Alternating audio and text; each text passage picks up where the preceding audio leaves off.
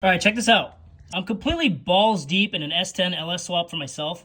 And on this 6 liter, I cannot get that stud out. I've tried everything. I've welded on that thing at least 30 times. I've drilled it. I tried to easy out it, then that snapped off. Check this out. I bet you've never seen one of these before. And here's how it works.